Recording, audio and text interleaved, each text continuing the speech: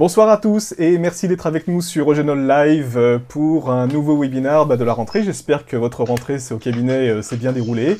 En tout cas, pour nous, ça commence fort puisque je reçois ce soir une personne ça me tenait vraiment à cœur de la recevoir puisqu'il s'agit de Mathieu Collin. J'ai nommé Mathieu Collin le Michel Audiard de la dentisterie. Salut Mathieu. Salut, Michel, directeur. Et Je puis, vais essayer d'être à la hauteur. voilà, écoute, un bel ambassadeur, vraiment un des plus beaux ambassadeurs de la réhabilitation complète sur un plan. Je suis très heureux de te recevoir. Et avec nous, nous aurons Frédéric Philippard. Frédéric, bonjour. Oui, bonjour Enfin, on Jérôme. s'est déjà dit bonjour tout à l'heure, hein, mais c'est bien de le faire en live à nouveau.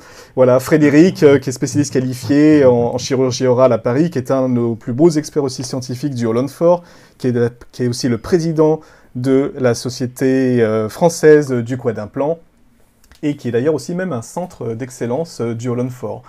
Voilà. Alors, il y a plusieurs églises, hein. Il y a une église suisse et une église suédoise, donc...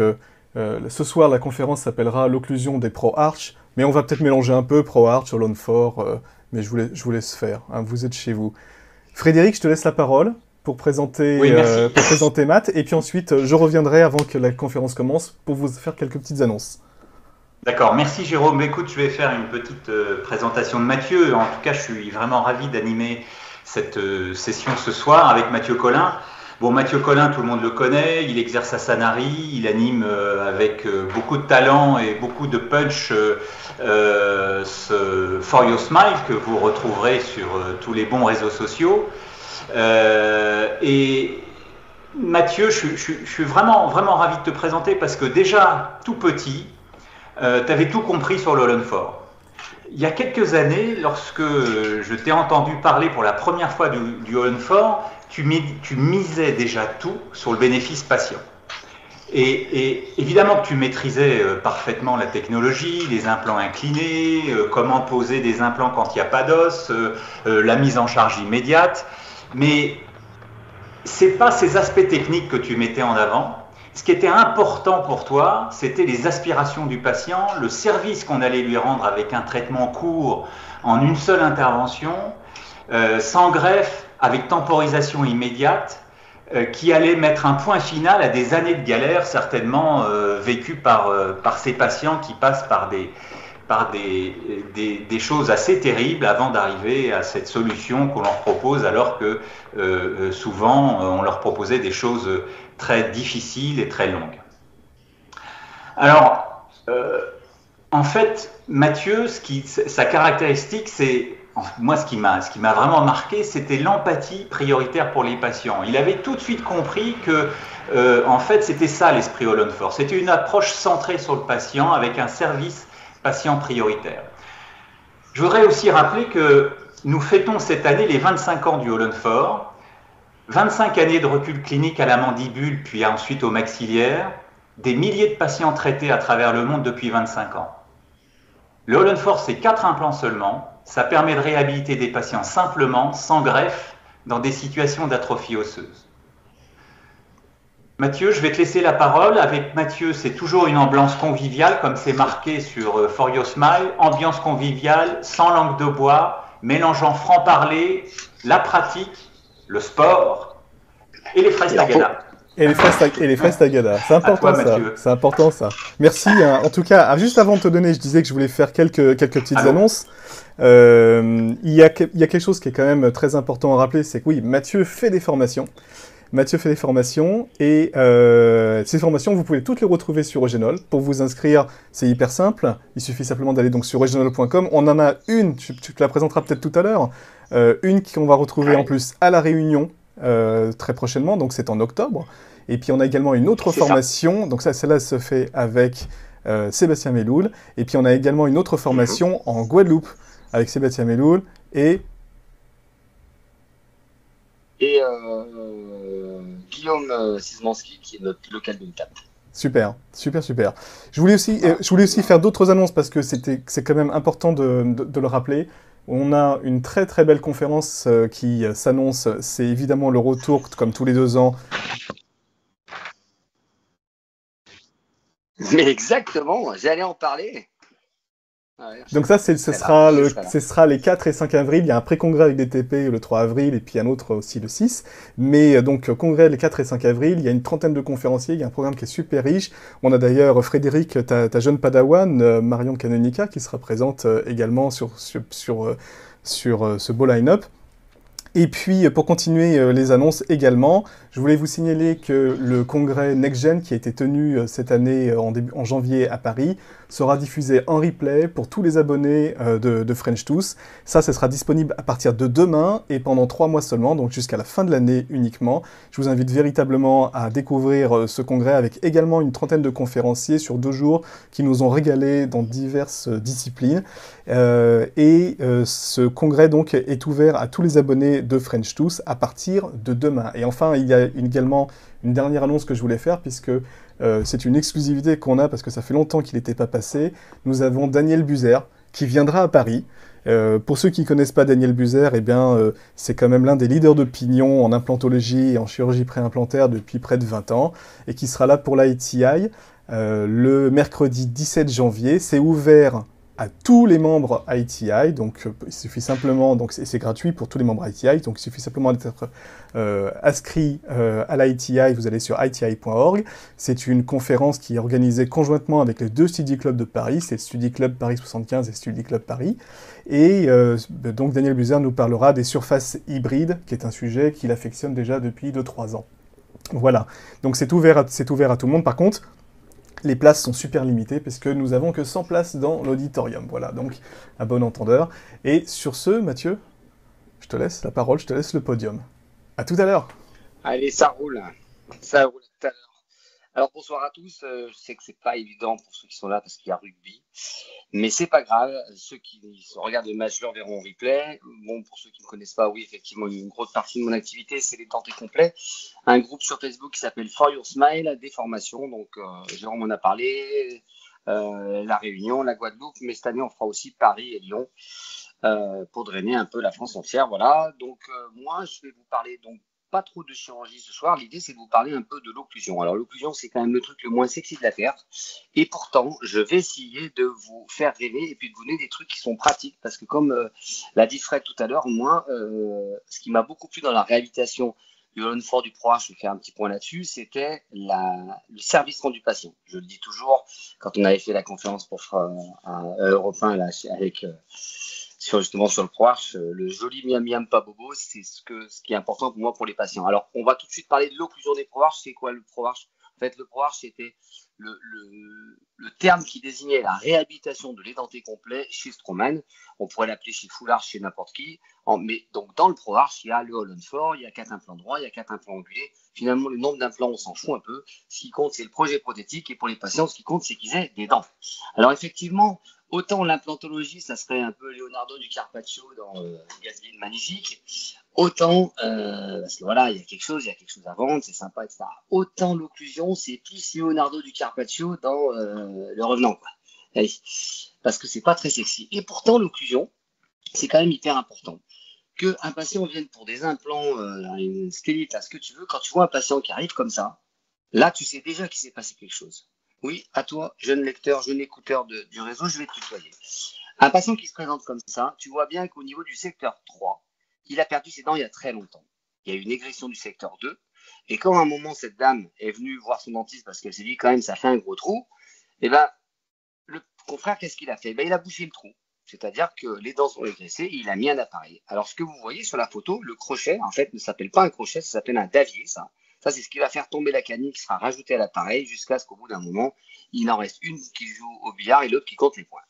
Donc, en fait, évidemment, quand tu as des solutions, un patient qui se présente comme ça, avant de parler du nombre d'implants, de greffes, pas de greffes, de techniques, qui sont des trucs qui nous sont finalement relativement personnels, le patient, il vient pour des dents. Si tu commences à réhabiliter un patient sans modifier l'occlusion, tu vas dupliquer les emmerdements.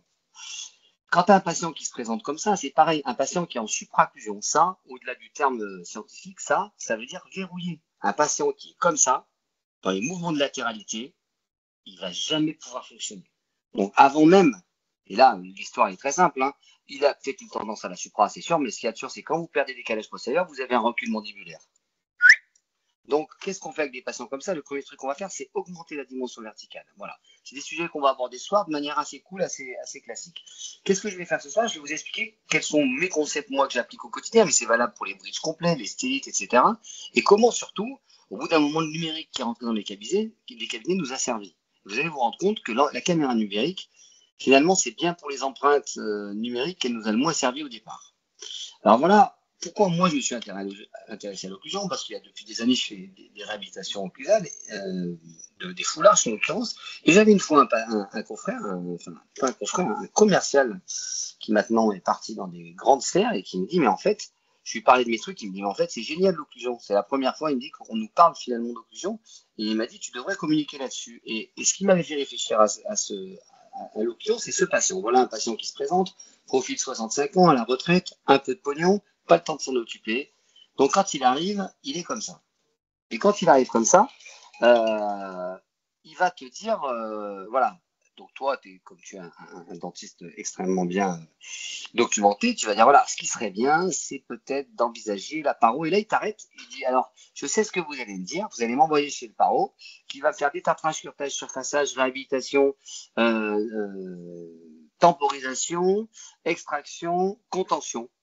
Il dit non mais ça j'ai déjà fait, d'ailleurs vous pouvez voir sur la contention. Je ne réponds pas, alors c'est pas que Dieu sait si je respecte la paro, mais chez un patient comme ça il dit voilà, je n'ai pas joué le jeu de la paro aujourd'hui, moi je voudrais quelque chose de global, le mot global, vous l'entendrez dans l'occlusion. Donc qu'est-ce qu'on a fait à ce patient? Et ben on l'a pris sous anesthésie générale un vendredi, à la clinique, on a tout fait sauter. Et on a posé 6 implants en haut, 6 implants en bas, on a fait l'empreinte à la sortie de la clinique, le lundi on a scié 2 barres coulées-collées à l'époque, et le mardi on lui a posé ça.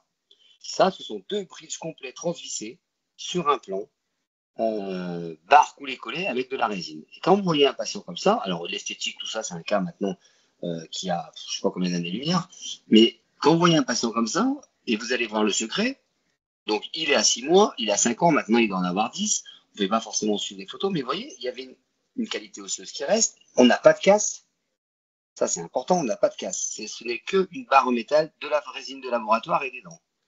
Et on n'a pas de casse. Et je me suis dit, est-ce que le secret, ça serait pas ça? Une mastication unilatérale alternée. Ça doit vous parler de quelque chose. Et dans ce cas-là, on a même une mastication, une fonction de groupe avec une mastication unilatérale alternée, et on a des contacts équilibrants du côté non travaillant. Et ça doit vous parler de quoi? De la prothèse complète. Si tu sais faire tenir de la prothèse complète sur un patient, tu feras tenir des bridges avec des implants. Donc, mastication unilatérale alternée avec des contacts équilibrants du côté non travaillant de la groupe, en fait. Et donc là, j'ai commencé à m'intéresser, et là, je remercie un monsieur, pour moi, de dentisterie, un de mes 2 mentors, Jean-Claude Monin, qui m'a fait m'intéresser au bouquin de la réhabilitation neuro-occlusale de Planès. Alors, on ne va pas parler de ça, on va juste prendre un truc qui est intéressant dans le bouquin de Planès, c'est les AFMP. Alors, c'est quoi? Je ne mets pas beaucoup de diapos, de mots et de lettres dans mes conférences, c'est que c'est un peu intéressant. Les AFMP, ce sont des angles fonctionnels masticatoires. Ça, c'est quoi? En fait, c'est un diagnostic fonctionnel. Bon, ça, c'est des grands mots. De la mastication, en fait, c'est un tout petit truc qui va te permettre de savoir comment ton patient, il mange, comment il bouffe, comment il fonctionne. Donc, c'est quoi, en fait? On part de la position d'intercuspidie maximale. L'AFMP, c'est un angle formé lors d'un mouvement de latéralité. Donc, vous faites serrer votre patient, vous le glissez sur le côté, entre l'horizontale. Donc, l'angle formé entre l'horizontale et la ligne plus ou moins oblique qui matérialise le déplacement. Donc, vous voyez ce patient, vous faites glisser sur un côté, entre l'horizontale et la précelle qui mettait le point incisif, vous avez un angle. Très facile. Demain, vous allez à votre cabinet, vous dites à votre patient serré, faites glisser à droite, faites glisser à gauche. Et vous allez voir, chez un patient qui a une mastication préférentielle, d'un côté, il va glisser facilement et de l'autre, il va faire hop. Donc, en fait, ça se voit ce patient, je le connais très bien, parce que c'est un membre de ma famille, c'est un patient qui a 70 ans, il glisse à droite, il glisse à gauche, il a les mêmes angles fonctionnels masticatoires, vous voyez, donc le point rouge, il a les points interincisifs alignés, quand il glisse à droite et à gauche, vous avez le même angle. Ça veut dire que chez ce patient, il a des angles identiques, ça veut dire qu'il a une mastication unilatérale alternée. On s'en fout que l'angle soit important ou pas, mais ça veut dire que le patient va aussi facilement à droite qu'à gauche. Maintenant, vous prenez, ça c'est ce qu'on appelle le normal, maintenant on peut prendre le pathologique. Alors juste un petit truc, c'est pour les prothésistes, même pas que pour les prothésistes. Chez ce patient, il y a la cuspide disto-vestibulaire. Vous voyez la pointe rouge? c'est la cuspide d'entrée cycle masticatoire. Ça, c'est important à conserver. C'est ce qu'on appelle la canine postérieure. C'est ce qui donne l'information à la mandibule quand elle vient de l'extérieur vers l'intérieur de la mastication. Puis vous avez le pathologique. Vous avez une patiente comme celle-ci. Donc, vous voyez déjà que les points interincisifs, ils ont mis lundi en face de jeudi. Donc, déjà, ça devrait fonctionner. Et vous pouvez remarquer que cette patiente, en gros, quand elle glisse d'un côté, elle a quelques contacts. Et quand elle glisse de l'autre, elle en a beaucoup plus. C'est-à-dire que sur la photo à droite, elle a 3-4 contacts, à gauche, elle en a 2. Donc, elle mange là où c'est le plus facile d'aller mastiquer. Là où la mandibule a le moins de travail à faire, c'est de ce côté-là pour elle. Donc, elle mange du côté du plus petit angle. Ça lui demande moins d'efforts. Donc, angle similaire, ça veut dire mastication alternée. Angle plus petit, c'est du côté où on va mastiquer. Donc ça, c'est déjà un truc. Quand demain, vous allez voir votre patient, vous regardez déjà si le point interincisif n'est pas lié et vous allez déjà savoir où vous allez aller. En fait, c'est quoi le but de nos réhabilitations, quelles qu'elles soient? C'est quoi notre but? En fait, c'est de faire manger les patients comme Momo, le chameau ou Robert Dromadaire, qui faisait une mastication, spéciale dédicace avec ça, pour Fred. Le patient, le but, c'est qu'il puisse manger à droite et à gauche, aussi facilement que cet animal-là. Donc, en fait, qu'est-ce qu'on va faire? Moi, je vais vous donner des concepts de l'occlusion, mais de l'occlusion comme moi, j'aurais voulu qu'on me l'apprenne. C'est une occlusion pour les béants. Une occlusion qui soit facile d'accès, quelque chose qui soit reproductible. On va donner quelques pistes. Tout à l'heure, je vous ai parlé des angles fonctionnels, on y reviendra. Je vous ai parlé du point interincisif, on va y revenir. Pour passer de ce patient qu'on vous a montré tout à l'heure, de gauche à droite, il faut un truc tout simple. Ça s'appelle un projet. Ce projet, il commence quand vous avez des empreintes. Donc, on va faire un peu du old school, comme on faisait encore il y a quelques années. On commençait par un arc facial. Parce que si vous prenez un modèle et que vous le mettez sur une table standard, votre patient, si pour un peu qu'il ait des incisives d'un côté ou les prémolaires un secteur plus bas que l'autre, vous le mettez comme ça sur une table. Donc, en fait, l'idée, c'est de mettre le patient dans sa réalité.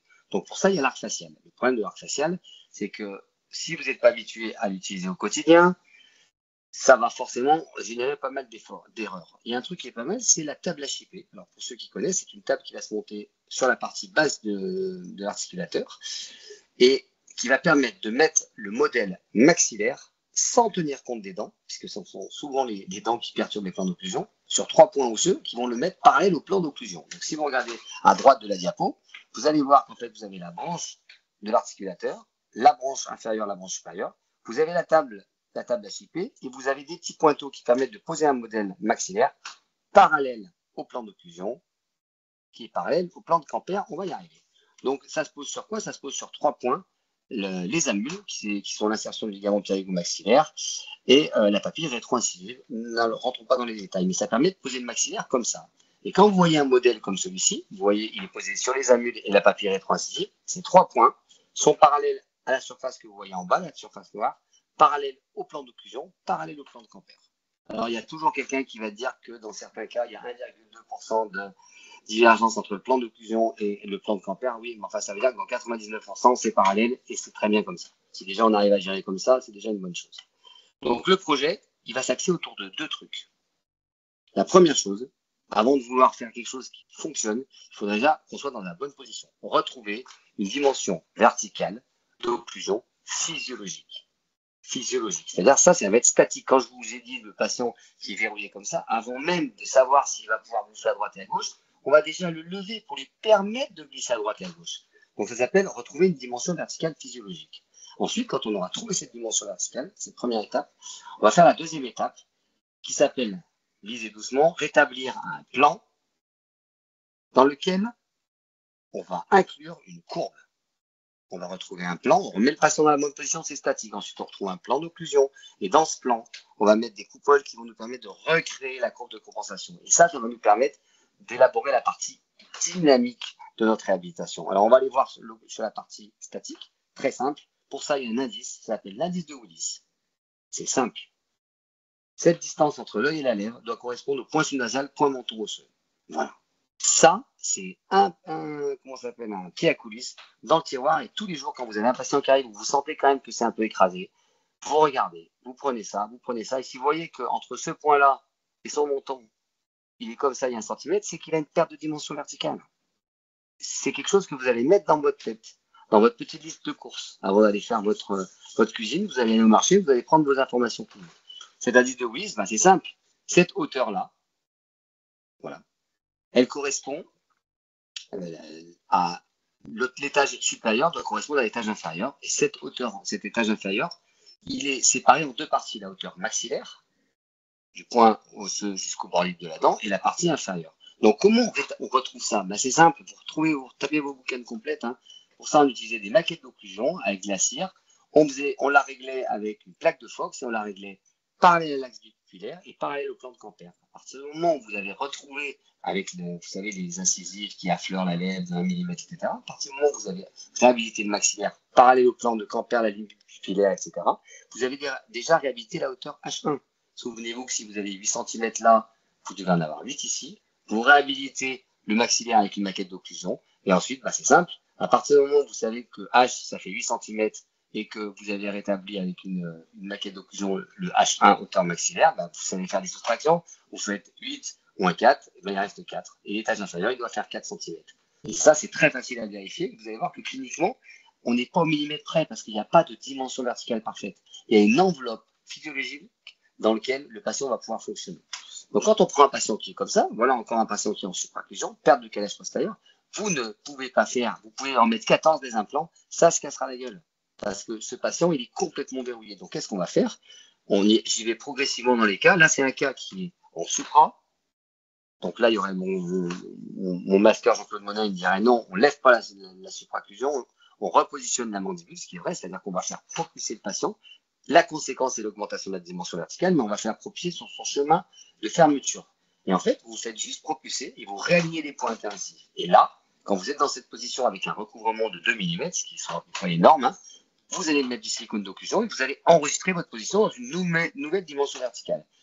On va commencer à parler un peu numérique, même si vous faites du numérique, même si vous faites du mojo, tout ce que vous voulez. Il y a bien un moment, il va falloir partir d'une position qui est corrigée. Donc, pour ce faire, il n'y a pas 36 solutions. Il va falloir, parce que l'intérêt du repositionnement en bouche, c'est est-ce que vous êtes sûr que le patient est capable de faire ça, parce que c'est vous qui l'avez amené c'est lui qui s'est amené dans cette position. Maintenant, il y a des cas un peu plus complexes où on cumule les mandats, comme les hommes politiques. À la fois, on a une supraocclusion, mais on a un désalignement du point intérincif. Donc, vous voyez que le centre, puisqu'on sait que le maxillaire, c'est un référentiel, la mandibule, elle est partie sur le côté. Et on va aller voir pourquoi elle est partie sur le côté. Elle n'est pas partie en vacances. Donc, qu'est-ce qu'on va faire? D'abord, on a une perte de dimension verticale et un problème de point intérincif qui n'est pas aligné. Mais pourquoi il n'est pas aligné? Et en fait, qu'est-ce que ça signe quand le point intérincif entre 41 et 31 est parti sur le côté? Ça signe, voilà, ça c'est la normalité. Donc vous avez l'axe des ATM perpendiculaire, vous avez le point intérincif. Et quand vous avez un décalage, il se passe ça. Quand vous avez une mandibule qui est en rotation, le point intérincif, il va partir. Et quand vous avez un désalignement des points intérincifs, ça veut dire que vous avez une mandibule qui a fait une rotation. On le voit bien en vue caudale, l'axe normal, et quand votre patient il va se mettre à manger que d'un côté, la mandibule elle va se mettre à enregistrer un côté, elle va toujours bouffer du même côté, et le point intérincif, il signe quoi? Il signe que vous le voyez sur la diapo, une rotation par exemple de la mandibule, recul du condyle gauche, avancée du condyle droit, ça veut dire que le point intérincif s'est décalé, vous le voyez bien sur cette photo, le désalignement du point intérincif signe une rotation de la mandibule. Et donc, forcément, on mange toujours du côté où la mandibule a roté, c'est-à-dire là où c'est plus facile pour elle qu'elle aille bouffer. Et chez ce patient, vous voyez, on a non seulement fait glisser le patient, on a réaligné les points intensifs. Et c'est quelque chose que je fais quasiment systématiquement. Après, ça ne veut pas dire que la physiologie du patient ne va pas récupérer le dessus. C'est-à-dire que vous avez un mec qui a 90 ans qui a bouffé toute sa vie à droite, vous avez bien beau lui permettre de bouffer à droite et à gauche, vous lui permettrez, mais il a quand même une mastication qui est de toute façon physiologiquement enregistrée pour bouffer à droite. Et chez ce patient, vous voyez qu'il était en supra, le point, regardez, le point menton où il devrait être, c'est en haut de la flèche blanche, voilà où il est quand on le voit, donc il est en supraocclusion. Donc on voit bien qu'on a un vrai problème de dimension verticale, et quand on aura fini de réhabiliter ce patient, donc voilà, en bas il a eu un bridge, moi j'ai fait la mise en charge, après mon confrère a géré la mise en charge en haut, enfin le définitif. Aujourd'hui évidemment qu'on ne ferait pas des choses comme ça, il n'y aurait pas de faux gencives, mais on n'est pas là pour parler d'esthétique mais d'occlusion. On a réaligné les points intérincifs avec une fonction groupe, c'est-à-dire en réalignant les points intérincifs et en levant la supraocclusion, on a permis ensuite de créer des courbes, la courbe idéale du bas, le haut en fonction du bas, et on a permis d'avoir une mastication unilatérale alternée. Et à ce moment-là, quand on est dans cette nouvelle position, comme de par hasard, le fameux indice de Willis, il est bon, c'est-à-dire que cette distance-là correspond au point sous-nasal, point menton osseux. On a retrouvé une dimension verticale, on a réaligné le patient, ce qui va lui permettre de mastiquer à droite et à gauche, d'avoir des fonctions groupes à droite et à gauche. On va répartir des forces sur 4 implants seulement, Et les matériaux, comme ils vont travailler, parce que ça reste que des dents et de la résine, si vous mettez des fonctions de partout, ben, moi, cliniquement, dans mon cabinet, ben, j'ai moins de casse, évidemment, puisqu'on répartit les forces. On a parlé d'abord de cette position statique. Maintenant, on va parler d'un truc un peu plus complexe. C'est comment on crée ces fameuses courbes du bas. On va créer une courbe du bas pour faire le haut en fonction du bas, etc. Donc, comment on rétablit un plan d'occlusion? Alors, pour mémoire, comment ça marche l'histoire? On a Francfort, Camper et plan d'occlusion. Comme je vous l'ai dit, le plan de Camper, point sous-nasal, oreille interne, il est parallèle au plan d'occlusion. Quand vous commencez à travailler sur des articulateurs où vous enregistrez les arcs faciaux dans le Camper, il faut rajouter à chaque fois 17 degrés, ce qui est plus compliqué dans l'analyse. Donc on le voit bien sur cette diapo, regardez, vous voyez le plan de Francfort, le plan d'occlusion et le plan de Camper, et vous voyez parallèle à la branche inférieure de l'articulateur, mais vous voyez que du coup le plan d'occlusion par rapport à Francfort, c'est 17 degrés. Vous voyez que dans le Camper, le plan d'occlusion il est parallèle à Camper, à la branche supérieure d'articulateur, à la branche inférieure. Donc tous ces plans, vous voyez, ils sont parallèles entre eux. Donc comment on rétablit un plan? À l'époque, comment on faisait? On utilisait une plaque qui descendait à la branche supérieure d'articulateur. On rétablissait les trigones rétromolaires, c'est-à-dire qu'elle butait sur les dents antérieures, et on rétablissait des calages postérieurs. Alors on ne va pas trop parler de technique. En gros, on écrasait de la résine, ensuite on modifiait jusqu'à avoir ça. On partait de ça, et on arrivait à ça.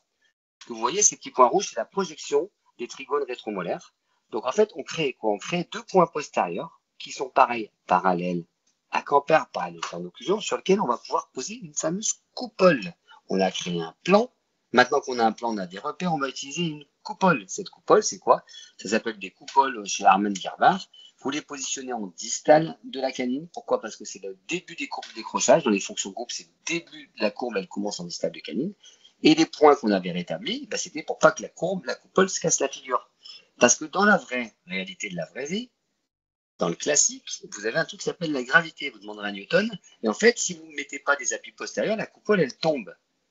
Donc, vous commencez à vous dire, ah ouais, peut-être dans le numérique où il n'y a pas la gravité, il y a un truc à faire et on va y venir.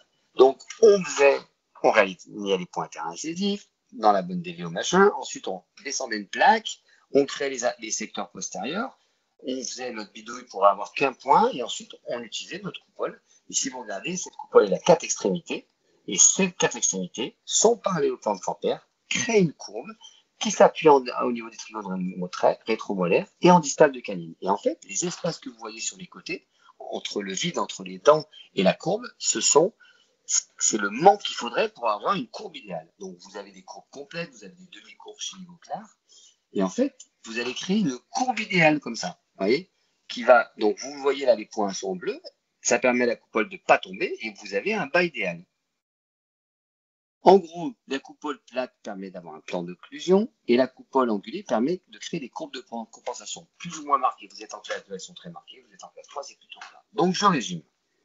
On recrée un plan d'occlusion, 2 points noirs derrière. Là, il y avait des dents reconstituées. On crée un plan d'occlusion et ensuite, quand on a ces 3 points, on utilise une coupole pour créer les courbes de compensation. Je résume tout. Le patient se présente. On va utiliser comme référentiel Camper. On va utiliser soit un arc facial, parallèle à Camper, moins sous-nasal, oreille interne, soit une table HIP qui permet de positionner le modèle maxillaire parallèle au plan de Camper, parallèle au plan d'occlusion.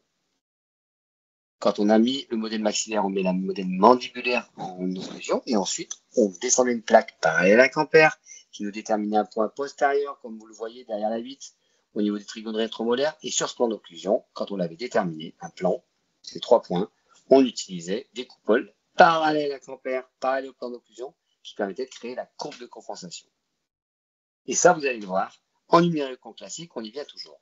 Comment on explique ça à un patient? J'aime beaucoup cette histoire. Cette patiente, elle vient me voir, elle a déjà fait la tournée des popotes, et son truc, c'est de se dire, moi, je vais refaire faire mes facettes du bas. Donc à l'époque, elle m'a envoyé chez mon confrère, le docteur Greg Camaleon, qui fait beaucoup d'esthétique, et qui avait fait une formation d'occlusion. Donc, dès qu'elle arrive, il me dit, non, vous allez plutôt aller voir Colin.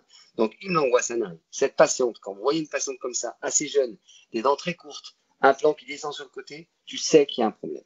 Les dents sont trop courtes, il y a une perte de dimension verticale, et quand vous regardez, c'est pas une courbe, hein, c'est une vague. Hein, voilà. Vous regardez les AFLP, c'est simple, ils sont beaucoup plus petits à droite qu'à gauche. Là où il y a le plus de contact, évidemment. Hein. On va pas parler sur donc la panneau, bah voilà, c'est un truc, c'est des patients qui ont vu un praticien, deux praticiens, une couronne à droite, à gauche, donc il n'y a pas de notion de globalité.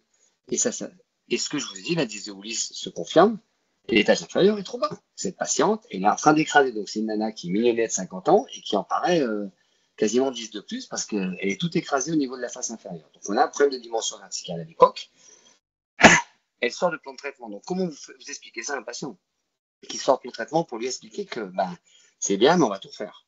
Donc à l'époque, je vais me débrouiller pour que ce soit elle qui comprenne ça. Donc je fais un arc facial, je mets en articulateur et je demande à mon prothésiste, puisque ça demande, voilà la courbe du bas, puisque ça demande, c'était les incisives du bas, c'est de recréer un bas idéal avec des incisives un petit peu plus hautes.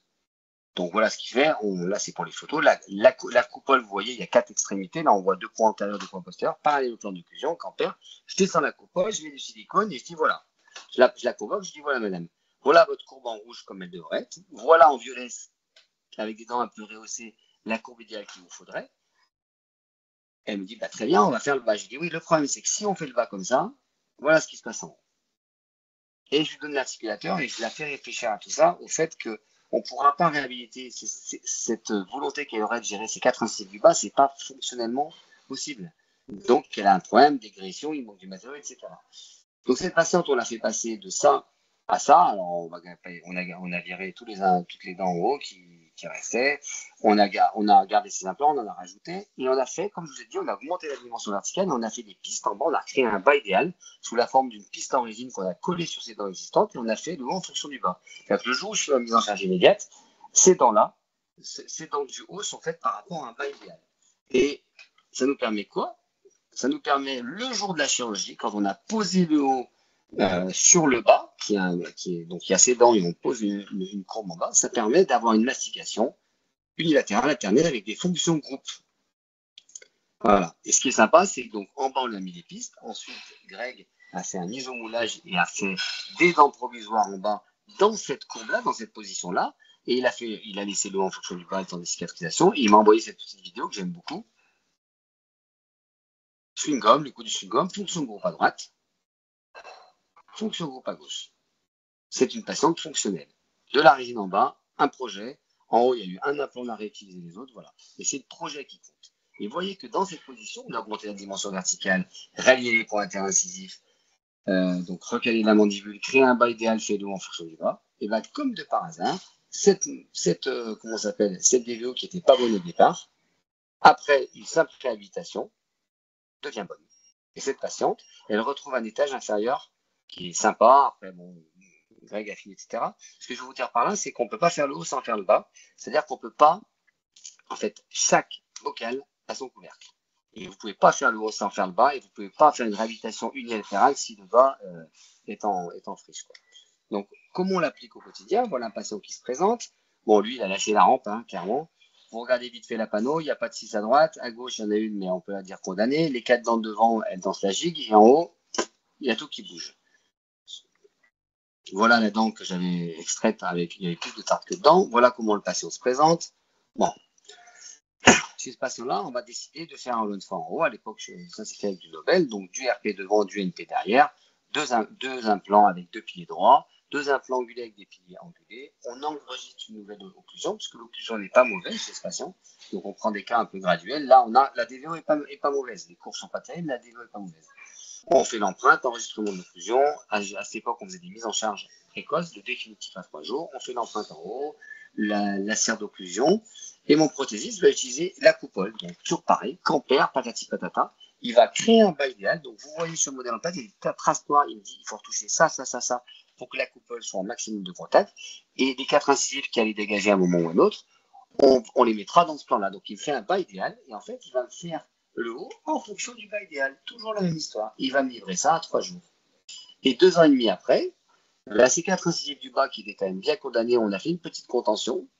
On a assaini. Et le patient, il les a gardés parce qu'il est dans une fonction, c'est-à-dire qu'il peut manger aussi bien à droite qu'à gauche, ou en Holland fort classique avec des petites extensions. Et à 2 ans et demi, il joue un peu le jeu de la brossette. Ses incisives, il les a toujours. Il voulait me mettre des molaires, mais finalement, il fonctionne pas mal parce qu'il fonctionne avec toutes ses dents. Il est en attente des molaires, mais finalement, là, ça fait 2 ans et demi, je vous cache pas qu'on est peut-être à 5 ans maintenant, et il veut toujours pas les faire. Il fonctionne comme ça. On a augmenté la dimension verticale, et le mec, il est plutôt heureux à 2 ans et demi. Et quand vous le revoyez quelques années après, vous vous rendez compte que vous avez réaligné les points interincisifs. Et surtout, comme je vous l'ai dit, vous avez des AFMP les mêmes, identiques. Il fonctionne aussi bien à droite qu'à gauche. Il a peut-être pas des contacts sur les molaires parce qu'il n'en a pas, mais il a des contacts de la latérale jusqu'à la 5. Juste un petit truc par rapport à, en fait, comment on transfère l'information au labo.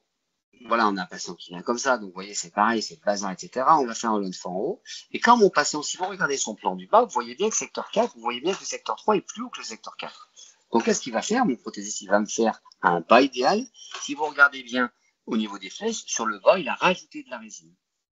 Quand il a rajouté de la résine, comment il a rajouté? Il a descendu une coupole, il a écrasé une coupole contre les dents en plâtre. Là où il y avait du manque, il a rajouté de la résine, il a écrasé la coupole, il a sculpté les dents, et il a fait le haut en fonction du bas. On a mis le patient, on lui a fait le Lone fort, on a fait le bas, mais quand on reçoit le haut, vous êtes d'accord qu'il a été fait par rapport à un bas idéal. Il m'a mis 2-3 points de retouche. Sur le modèle en plâtre, je sais qu'il faut retoucher la pointe de la cuspide distale de la canine, la cuspide machin, donc pour avoir un maximum d'occlusion. Et là où il manquait des dents, je fais l'inverse. Je mets du composite, je fais serrer le patient et je recrée. Alors, des fois, on enlève du matériau, des fois, on dit au patient serré. Donc, qu'est-ce que j'ai fait? J'ai mis du composite, j'ai fait serrer le patient avec son bridge définitif en fonction de ses dents à lui. Mais ce bridge définitif du haut a été fait sur modèle Artscube par rapport à un bas idéal. En fait, je rajoute juste du composite. Et ce composite, il va me permettre quoi? Toujours la même chose. D'avoir une fonction groupe à droite et une fonction groupe à gauche. Toujours la même chose. Donc, vous voyez, ces concepts, ils sont relativement simples. On retrouve une dimension verticale physiologique, on réaligne les points interincisifs, ensuite on crée un plan d'occlusion et on utilise une coupole. Et on fait un bas idéal et on fait le haut en fonction du bas. Ce patient-là, cette vidéo, je l'aime beaucoup. Ça, c'est le championnat du monde de coup de fond en 83. C'est la demi-finale ou la finale. Et celui qui a gagné la finale de ce championnat du monde, c'est ce patient-là. Patient 60 ans, beau gosse, sympa, marié avec un peu jeune, il fait gaffe à lui. Il a conscience que il court un peu après les problèmes, il vient me voir, et alors d'aucuns diront voilà, est-ce qu'on pourrait pas faire de l'esthétique? Effectivement, si tu regardes un cas comme ça, tu fais des greffes de conjonctif, tu regonfles au niveau de la douce, tu réalignes les collets, pour avoir une moyenne élongation coronaire sur les dents trop courtes d'un côté, à moins qu'on greffe. Là, la canine composite, il manque. Et en fait, le patient dit non, mais c'est pas ce que je veux en fait. J'ai 60 ans, je veux quelque chose de global. Alors, je m'étais un peu expliqué sur les réseaux un jour où j'avais montré ce cas, parce qu'on m'a dit ouais, les dents conservables, non. En fait, si vous regardez, c'est quand il n'y a pas de bifurcation, c'est des racines fracturées ou des tenons qui sont gros comme des bras d'enfant ou des atteintes ou des infections. Donc en fait, chez ce patient, il n'y avait rien à faire, il n'y avait rien à garder en haut. Petit détail, vous regardez au niveau du sinus, il a 2 ligatures parce que ce patient, quand il a fait son combat, les championnats du monde en 83, au premier combat, il a fait une grosse patate, fracture du malaire, diplopie. Et à l'époque, t'as pas pris un vol low cost Ryanair pour aller, je sais pas où c'était, à Pékin, et t'appelles pas par WhatsApp ta maman pour dire que t'as mal. Il dit non, moi je suis venu, j'ai traversé le bout de la terre, je finis le combat. Et en fait, ce mec t'explique qu'il a eu tellement mal que chaque fois que la cloche sonnait, il débaroulait et il dit je pense que je suis devenu champion du monde de Kung Fu 83 parce que j'avais peur d'en prendre une. Et donc ce patient il revient, on va faire toujours la même chose sur ses dents existantes. On va créer un bas idéal. Là, il y a eu un bas idéal qui a été fait en résine. On a utilisé une sorte de gouttière par isomoulage, et en fonction de ce bas, on l'a posé en bouche, et ensuite on a fait l'empreinte du bas dans la courbe idéale, et on a fait le haut en fonction du bas. Classique au Lone fort, donc vous voyez résine du bas, courbe idéale. Classique, alors pro arch fort, pas au Lone fort. Pourquoi pro arch? Parce que c'est avec du tissu level, 2 droits, 2 angulés, pas plus de 17 degrés, on rentre un peu les tissus level pour avoir un vissage qui ne soit pas vestibulaire. Ensuite, à l'époque, on remplit avec le matériel de comblement synthétique, on met des piliers provisoires, comme le patient vient de loin, on lui fait une barre soudée, et son appareil complet provisoire, on solidarise la barre soudée à l'appareil, on a ça, et on le transforme au fauteuil en bridge complet transvissé. Ça permet au patient de ne pas revenir l'après-midi pour la mise en charge immédiate. Et voilà un ProArch 2 droits, 2 angulés en tissu level. On lui met 2 tissus level en bas puisqu'on y est, sur un bridge provisoire en bas dans la courbe. Et quelques mois après, maintenant qu'on a calé le haut, bas, la courbe, etc., on a le haut en fonction du bas. On fait une empreinte du bas, on fait faire le bas en céramique sur un plan et sur du naturel dans la courbe idéale. Vous voyez la coupole, c'est fait en fonction de la courbe idéale. On reçoit, donc il y a des dents sur dents naturelles, des dents sur implant, mais c'est tout fait par le même prothésiste, le même jour, la même couche de céramique, dans la même lumière. On pose le bas, et ensuite, qu'est-ce qu'on fait? Puisqu'on a un bas idéal, on fait le haut en fonction du bas. On emprunte des tissus level et on fait faire à l'époque une barre imaginée avec une barre imaginée avec un montage, vas-y. Le bas idéal, la barre transvissée directement sur les tissus level, c'est le concept du ProArt, c'est-à-dire de ne pas passer par des piliers coniques intermédiaires. Voilà la prothèse, et toujours pareil, fonction groupe à droite, fonction groupe à gauche. Et un cas comme ça, il a été vu une première fois, le deuxième cas, on a mis les dents provisoires dans la bonne courbe, la troisième, on lui a mis les implants et la mise en charge immédiate, la quatrième, on a fait l'empreinte du bas, la cinquième, on a fait pose du bas, empreinte du haut, et la sixième, on a posé le haut en fonction du bas. C'est un patient qui venait de 300 ou 400 km, il a eu 6 rendez-vous, on lui a réhabilité la bouche. 2 ans après, c'est toujours pareil, stable, on n'a rien qui bouge. Et on a le patient qui a toujours les points intérincifs alignés, fonction de groupe à droite, fonction de groupe à gauche, etc., etc. Ces techniques-là, elles nous permettent, ce qui est intéressant dans ces concepts-là, c'est que même des cas très avancés, qui sont des cas de l'ordre de la chirurgie orthodontique, comme ce patient-là, avec les concepts de réalignement des points incisifs, augmentation de la dimension verticale, courbe du bas idéal, et en l'occurrence ProArt du haut, on a pu réhabiliter ce patient. Donc vous voyez un patient comme ça, je vois qu'il y a des questions, on y répondra après. Ce patient, vous voyez bien que la mandibule a fait une rotation sur le côté. Vous voyez bien d'ailleurs un hypodéveloppement du secteur 3 et il ne bouge qu'à droite du côté de l'articule inversé. Et ce qui est assez intéressant, c'est que chez ce patient, quand il ouvre la bouche, les points interincisifs, ils sont alignés. Et plus il va fermer, et plus la bouche va trouver une position, ça veut donc vous dire qu'en fait, ce qui fout le bazar, c'est pas les ATM. Hein. Les ATM, c'est la conséquence. Ce qui fout le bazar, c'est les dents. Et donc ce patient, pour la petite histoire, on va pas passer les étapes, mais on l'a réhabilité, on lui a fait courbe du bas, on a fait le haut en fonction du bas, et on est passé de cette situation à cette situation en 2 coups de cuillère à peau. On a taillé un bridge complet en bas, la courbe, aliment du point intensif, conclusion patati patata, et on a fait le haut en fonction du bas. Donc on est donc passé de ça à ça. Ça, c'est la partie provisoire en bas, bridge complet transvissé résine en haut, sur un plan, sur 4 implants.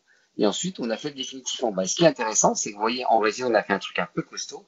Dès qu'on est arrivé sur la céramique, on est toujours dans les bons plans au niveau des pistes, au niveau des chemins de fermeture d'occlusion. Mais vous voyez, on voit très très bien que la dent, pour qu'elle fonctionne, la 36, il a fallu aller chercher un petit peu en vestibulaire. Pourquoi? Parce que vous avez un hypodéveloppement de la mandibule.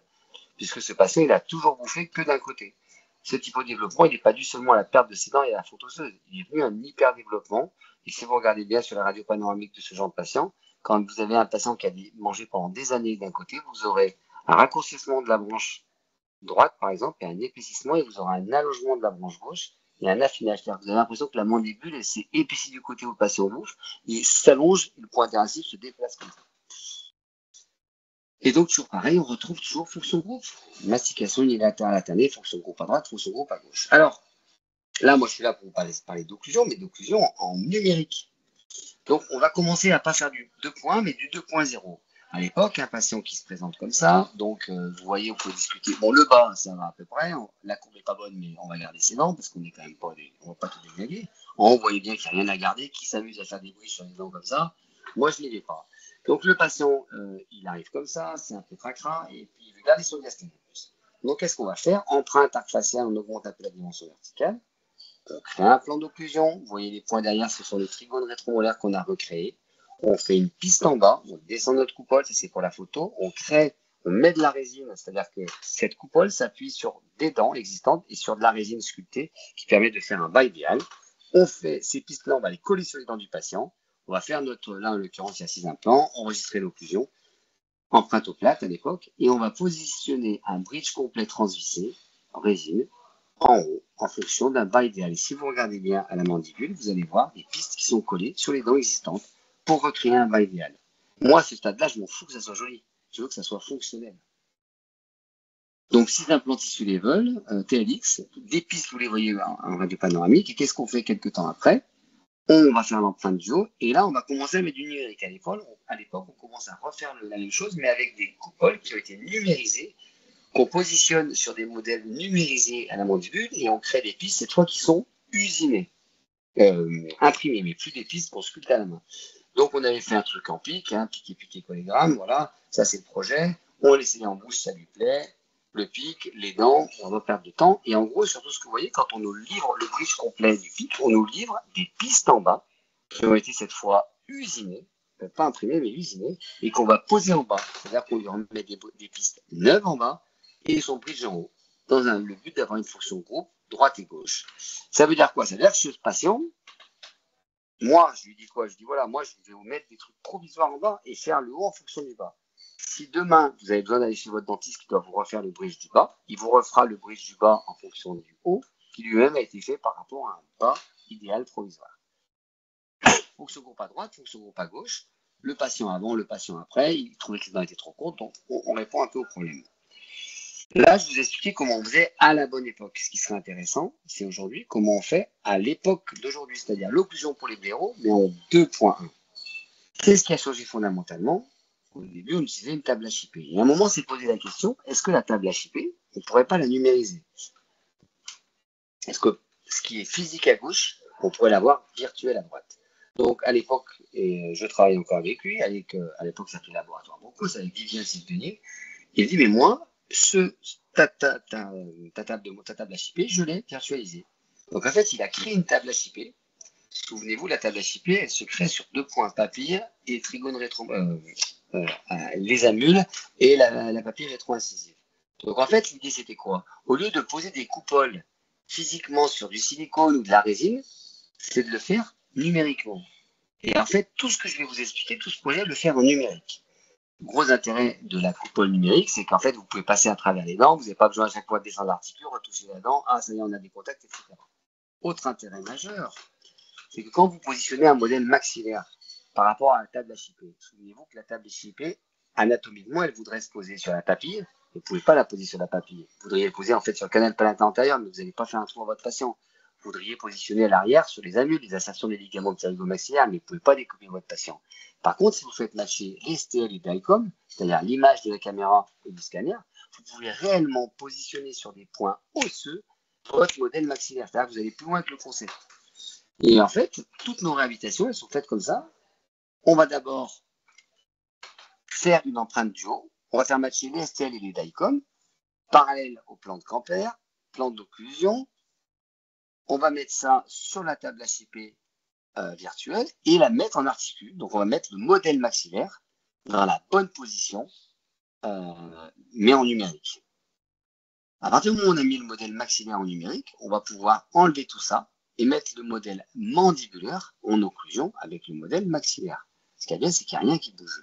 Donc, vous voyez, vous avez le modèle mandibulaire qui est mis en fonction du modèle maxillaire. Vous enlevez le modèle maxillaire. Et là, vous allez pouvoir utiliser les coupoles. Et c'est là où c'est intéressant. Regardez cette coupole. Elle ne peut que monter, descendre, avancer, reculer. Mais elle ne peut pas basculer à l'arrière. Et les 4 points que vous voyez, les 2 points arrière et les 2 points avant, sont parallèles au plan de Camper, parallèles au plan d'occlusion. Donc, vous n'avez plus besoin de reconstruire le patient. Cette coupole descend dans la bonne position. Donc là, j'avais demandé à Broncos de me faire une petite simulation. Et si vous regardez bien, on va enlever le modèle maxillaire. Et il va positionner la coupole en distal de canine. Et cette coupole est toujours parallèle au plan d'occlusion et parallèle au plan de Camper. Et les vides que vous avez dessous représentent ce qu'il faut rajouter pour avoir une courbe de bas idéal en fonction de la coupole choisie. On va donc simuler un bas idéal. Ça, ensuite, ça va être imprimé ou usiné. On a un bas idéal. Il n'y a plus qu'à faire le haut en fonction du bas idéal. Vous avez compris un truc, c'est qu'avant, on rétablissait, je mettais de la résine, on déstabilisait les trigones rétromolaires pour que la coupole ne descende pas. Mais là, comme c'est virtuel, il n'y a pas de notion de gravité. Votre coupole, elle va monter, descendre, avancer, reculer, aller à droite, à gauche, mais elle ne va jamais faire ni ça, ni ça, ni ça, ni ça. Donc en fait, elle est positionnée de manière à ce qu'elle avance, mais les 4 points de la coupole sont toujours parallèles à Camper, toujours parallèles au plan d'occlusion. Donc vous le positionnez en distal de canine, vous comblez les vides et vous faites le en fonction du bas. Spécial dédicace à Vivien, avec qui on a mis en place ce process. Voilà un patient qui se présente comme ça. Bon, en bas, on va garder, je vous passe les détails. En haut, on enlève tout. Empreinte numérique, fichier STL. Voilà la position de départ. Ce patient, j'ai volontairement choisi un cas qui n'est pas très compliqué, puisque la dimension verticale est bonne. Et vraiment, c'est le bas. Ce qui est vraiment, c'est qu'il aurait apparemment perdu sa brosse à dents, où il a prêté à mariner au 1515. Enfin bon, il y a un problème. Donc, on va l'inviter gentiment à éventuellement trouver une brosse à dents ou une brosse, tout court, une brosse à chaussures, on s'en fout, mais qu'il fasse un petit effort.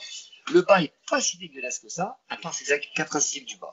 Alors, c'est comme en chirurgie guidée. Des fois, on me dit, est-ce que tu utilises des guides de découpe? Là, par exemple, je n'utilise pas un guide de découpe pour couper 4 incisives. C'est-à-dire qu'à un moment, il va falloir quand même un petit peu revenir au sens clinique. Vous voyez bien que ces 4 incisives sont trop hautes. Donc, on va les ratiboiser. On va faire tout le process. En plein du haut, en plein du bas, on va rétablir la coupe du bas. Et on va donc créer un bas idéal. Voilà la coupole dans la position dans laquelle elle devrait être, en distal de canine. Le blanc représente tout ce qui manque pour avoir un bas idéal. Et ensuite, quand on a un bas idéal, qu'est-ce qu'on fait? Eh bien, on fait le haut en fonction d'un bas idéal. Toujours la même histoire. Et de ce haut, de ce bas, on a tiré un haut. Alors, à l'origine, à l'époque, c'était des bridges usinés. Imprimés en PMMA, je vous le déconseille vivement. Voilà le projet, et ça a été produit ensuite. Donc, piste imprimée et en haut un bridge complet, appui palatin, qui va se positionner en fonction des pieds provisoires. Donc, on passe de ça à gauche à ça. La dimension verticale. En gros, l'espace est toujours le même entre le haut et le bas, mais il va juste être géré différemment pour mieux fonctionner. Sur le bas, on réactivoise les incisives du bas. Vous voyez, il commence à trouver une brosse à dents. On n'est pas loin. Il n'y a plus qu'à trouver le dentifrice. On pose les pistes du bas sur les pistes mandibulaires sur les dents du bas. On sent plus que ce ne soit pas joli. Je veux courbe idéale. Ensuite, nous allons poser nos 4 implants. Voilà, classique, pro-arche, machin. On va solidariser les piliers provisoires au bridge qui m'avait été imprimé. Et on pose le haut en fonction du bas. Là, petit détail, il faut être très honnête aussi, hein, le pic comme ça imprimé, c'est des vraies galères, ça a cassé évidemment. Heureusement, j'avais mis du 12 devant, du 16 derrière. Et malgré la fracture au niveau du 16, de l'implant 15, là, les implants bien pris, il n'y a pas eu de souci. Et puis quelques mois après, on n'est pas encore en full numérique. Quand tout ça avait pris grâce au projet, on avait fait le projet numériquement et ensuite on prenait des empreintes au plate parce que les empreintes en Lunsford, tout le monde ne voulait pas forcément y aller en numérique. Et puis on faisait un bridge en pic, je crois que c'est ça. Voilà, en fonction du bas idéal. Donc ça, après, vous connaissez, ça reste très classique. Le bridge du pic, un bel environnement des tissus autour des level, j'affectionne ça particulièrement. Et vous voyez, vous avez toujours les pistes. Il a toujours, 2 ans après, il a toujours ces pistes.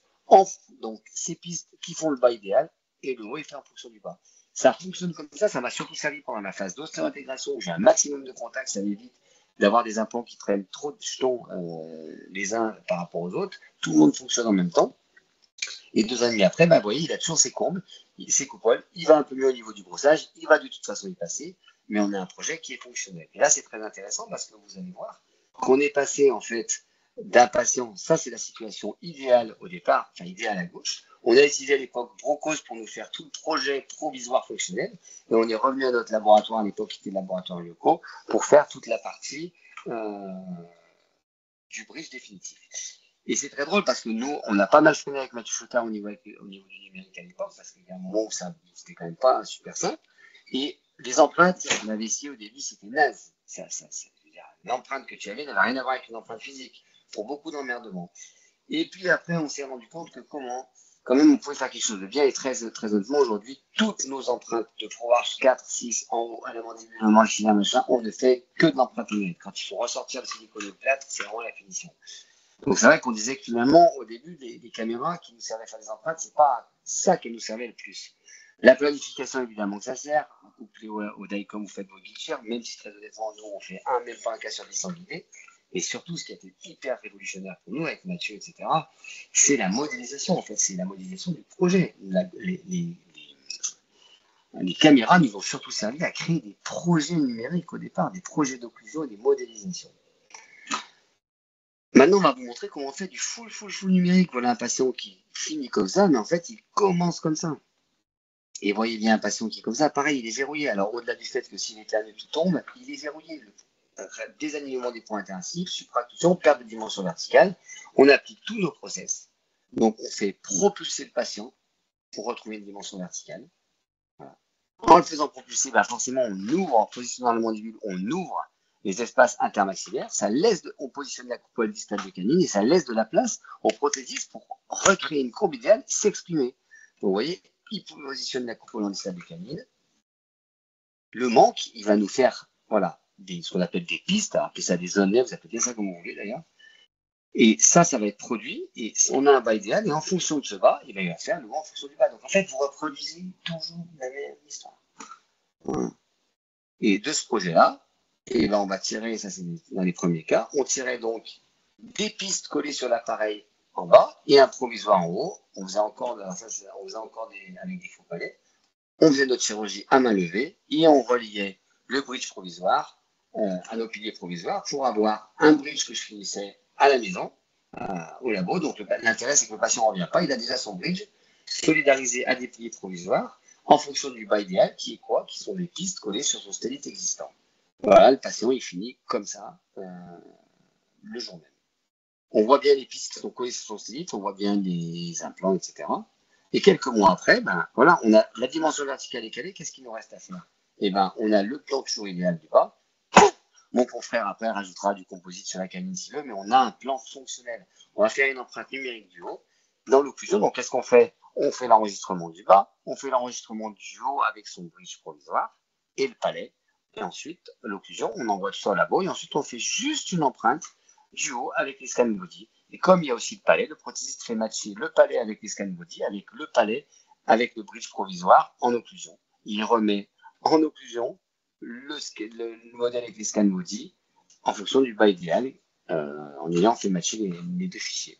Et voilà ce qu'on pose finalement quelques mois après, le bridge PMMA. Alors aujourd'hui, j'y reviens un peu, on a pas mal de casques, on est en train de travailler sur des bridges PMMA avec du graphène, un truc qui sera un peu plus dur, mais moins dur que la zircone, voilà. Les matériaux, je pense que c'est un peu comme le numérique il y a quelques années, on est encore en évolution, on n'a pas encore trouvé les matériaux qui sont bien adaptés, je pense, à nos usines, etc. Il y a des projets fonctionnels, des non cassants dans le temps. Bon voilà, le patient, service rendu. Alors ce qui est intéressant, sur des trucs très simples, c'est comment on fait quand on a un édenté. Voilà, un patient qui se présente, il est denté tout de suite. Je vois par rapport à son frein qu'il a un désalignement des points intensifs. C'est-à-dire que sa prothèse est alignée, mais en fait, par rapport à son massif facial, ça ne l'est pas. Qu'est-ce que je vais faire? Je vais faire un truc très simple. Ce patient, il est calé, mais il a une perte de dimension verticale. Et je vais, sur son chemin de fermeture, l'arrêter pour retrouver une dimension verticale. Pour ça, on utilise un instrument numérique du 21e siècle qui s'appelle une spatule de bouche. Voilà. Cette spatule de bouche, je vais la caler en occlusion. Ça va me permettre de retrouver l'indice de Willis correct. Je vais injecter du silicone d'occlusion. D'accord?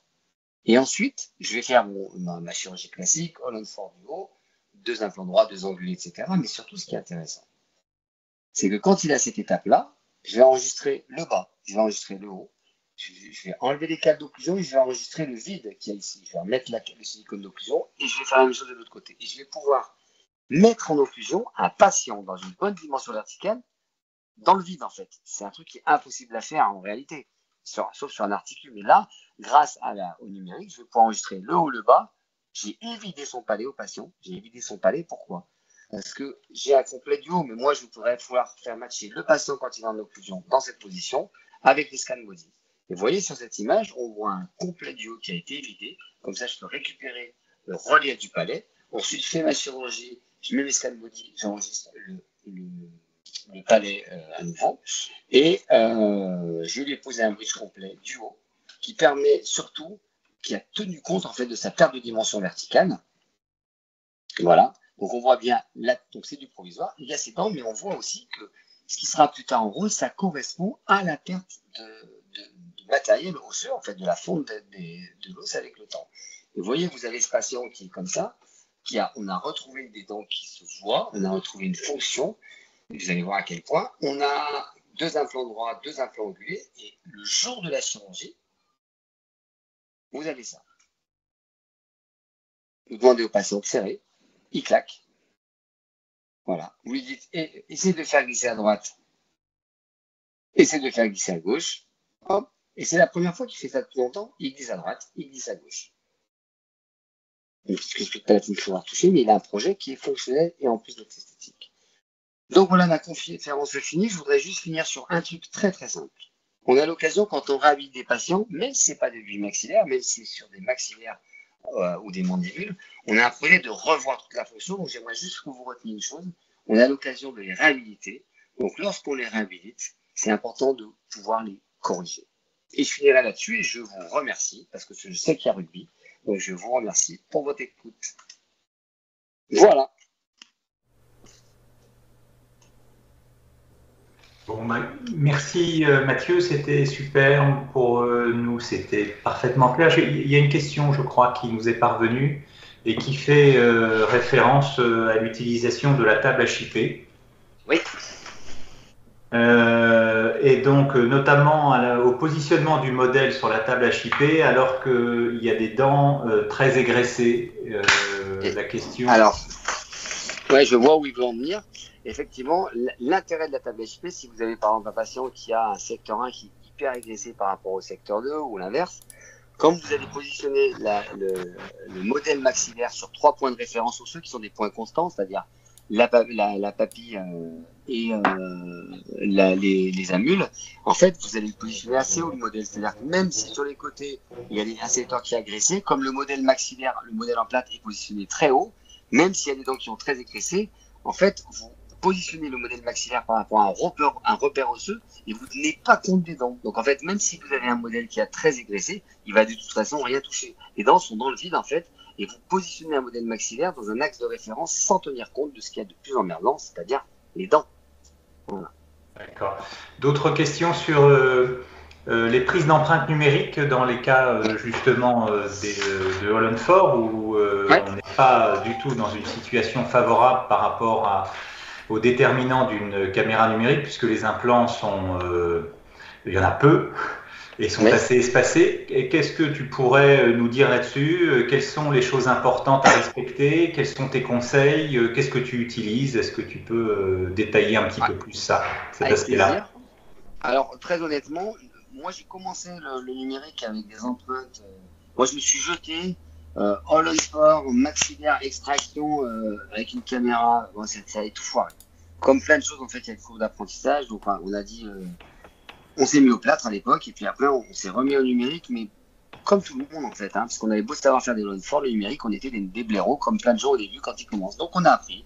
On a compris le concept, on a compris que c'était qu'un outil. Moi, je fais beaucoup de formations dans For You Smile avec Sébastien Miloul, qui est quand même très, très, très brillant au numérique, qui est d'accord avec moi, qui dit que ce n'est qu'un outil.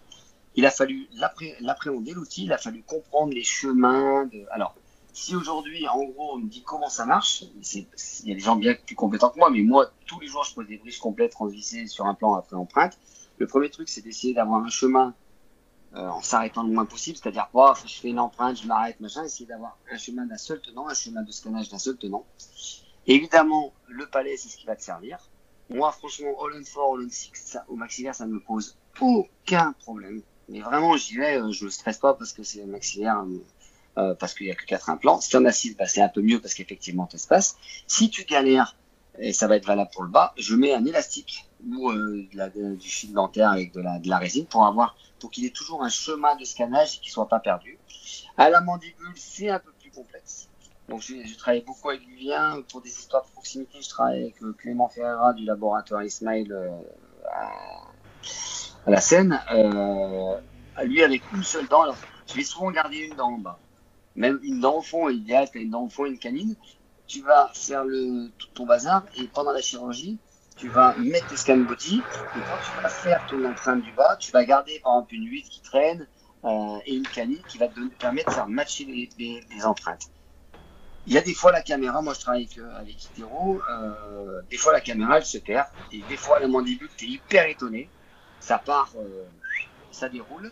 Pareil, l'élastique, ça peut être un bon compromis. Quand vraiment tu es sur un édenté, que tu n'as rien, ça peut être intéressant une semaine avant de mettre 2 vis d'ostéosynthèse qui dépassent, tu vois, d'avoir 2 repères et pouvoir faire matcher ça.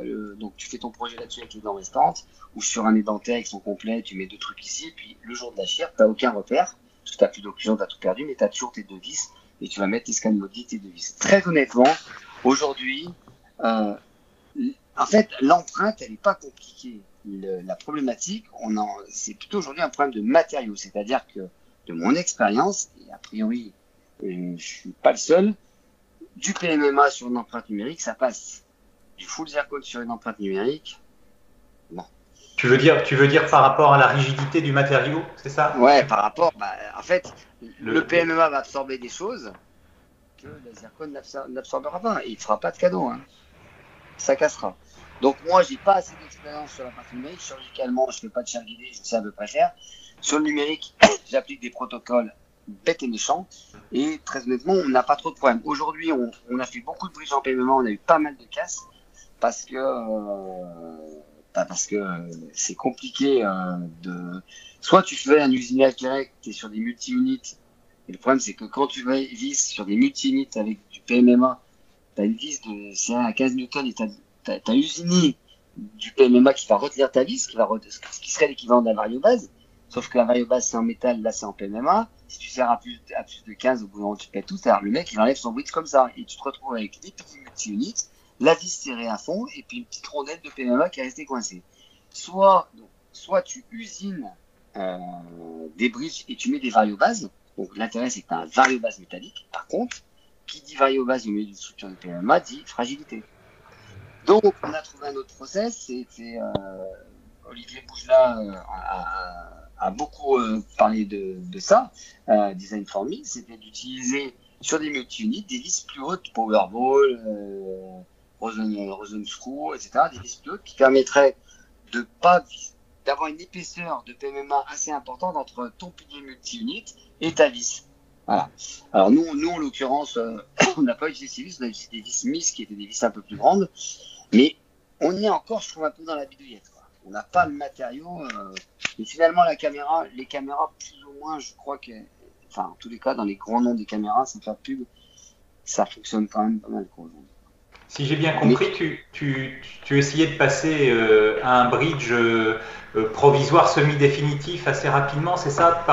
Quand tu parles de PMMA, Je le faisais en provisoire et après j'utilisais du PMMA renforcé composite, un peu plus esthétique, adapté vraiment au pontique, etc. Et il y en a qui ont très bien tenu, mais on a eu des casses. Donc aujourd'hui, quand tu as 2-3 là, tu es dans un souci d'économie et tu essayes de... Ah non, c'était pas tellement un souci d'économie, c'est que la zircone, parce que moi, de toute façon, que ça soit provisoire ou définitif, c'est quasiment le même prix chez moi. Enfin, zircone ou résine, c'est pas tellement le problème. C'est que ça m'embêtait, comme je faisais des empreintes en numérique PMMA, de revenir à l'empreinte au plat pour faire le définitif en zircone. Et la PMMA, je trouvais que c'était plus léger que la zircone.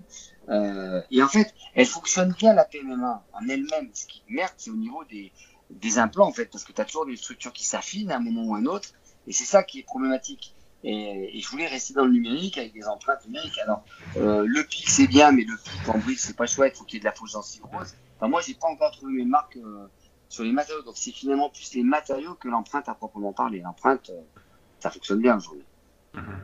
Voilà, ça fonctionne bien, mais on a compris quand même que le cheminement de la caméra était un vrai sujet. Donc j'ai bien retenu en fait tes conseils qui étaient un cheminement continu et quand même de lui mettre, si possible, quelques repères pour que la caméra se repère s'il y a des distances importantes entre les implants. C'était bien, j'ai bien résumé ce que tu voulais nous Exactement.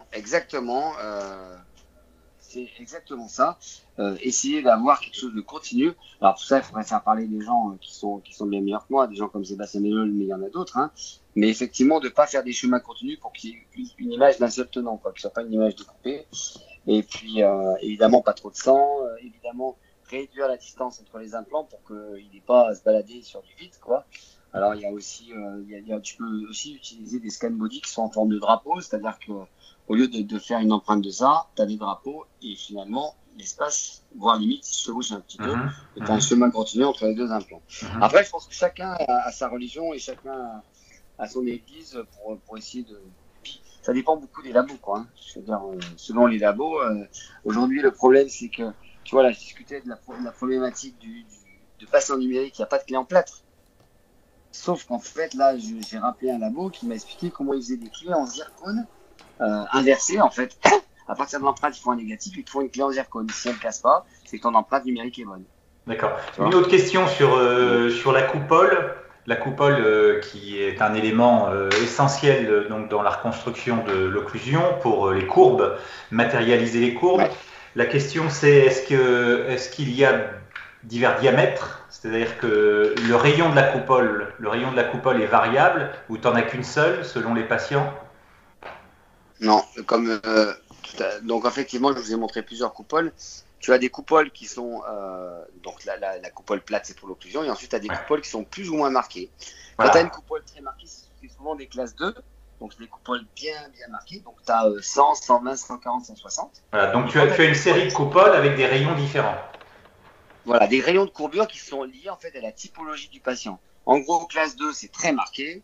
Classe 3, à l'inverse, c'est des coupoles plutôt plates, quoi. Donc en fait, on choisit, en fait, tu vas utiliser la coupole quand on le faisait physiquement. L'idée, c'était d'utiliser la coupole avec le rayon de courbure le plus adapté, te permettant, quand tu l'as posée sur les dents, d'avoir un maximum de contact déjà nativement, quoi. C'est-à-dire que tu avais 4, 5, 6, 7 de chaque côté, tu as 8 dents, tu poses une coupole, tu as 2 contacts, tu en poses une un peu plus marquée, tu as 4 contacts. Ah, bah tu vas plutôt prendre celle qui a déjà des contacts et tu vas en rajouter après. C'est ça.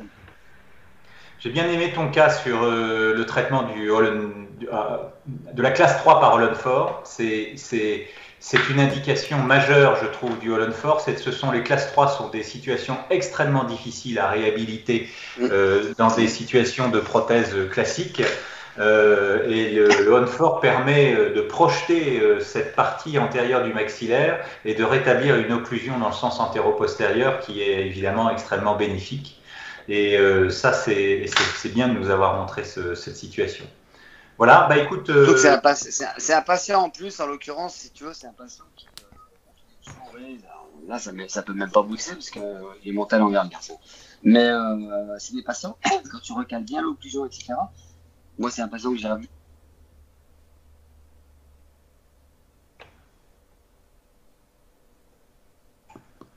On a perdu le Mathieu, j'ai l'impression, non? Qu'est-ce que tu en penses? Oui, on a perdu Mathieu, oui. Bon.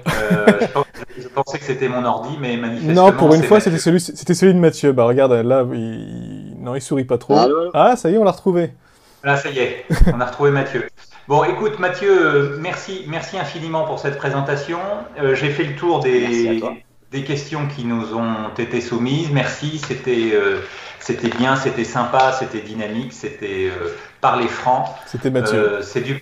Et c'était pas trop long. C'était presque pas long. Merci, à bientôt. Merci beaucoup à tous les deux. À toi, Fred. Merci encore. Merci, on se retrouve très bientôt. Bonne soirée. On se retrouve très bientôt, oui. Bonne soirée, on se retrouve très bientôt. Ce sera le 8 novembre pour une conférence Ivoclar avec Philippe François et Samuel Maurice. Bah tiens, on va parler de zircone. Je suis pas sûr qu'on parlera beaucoup d'implants. On parlera plus de collage. Mais oui, la zircone, en tout cas, c'est véritablement un sujet délicat, en tout cas en implantologie. Je suis content que tu l'aies évoqué. Et puis, je vous rappelle...